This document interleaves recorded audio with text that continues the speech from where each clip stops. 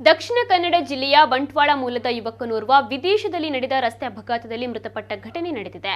ಇಲ್ಲಿನ ಕಂಚಿನಡ್ಕ ಪದವು ಸಮೀಪದ ಚಟ್ಟೆಕಲ್ಲು ನಿವಾಸಿ 24 ವರ್ಷದ ಫಹಾದ್ ಎಂಬಾತ ಮೃತಪಟ್ಟ ಯುವಕನಾಗಿದ್ದಾನೆ. ಇನ್ನು ಮೃತ ಫಹಾದ್ ಅವರು ಕಳೆದ 5 ತಿಂಗಳ ಹಿಂದೆಯಷ್ಟೇ ಕತಾರ್ಗೆ ತೆರಳಿದ್ರು. ಬಂಟ್ವಾಳದಲ್ಲಿ ಚಾಲಕನಾಗಿ ದುಡಿಯುತ್ತಿದ್ದ ಇವರು ಕತಾರ್ನಲ್ಲಿ ಕಾರು ಚಾಲಕ ಉದ್ಯೋಗದ ನಿಮಿತ್ತ ತೆರಳಿದ್ರು.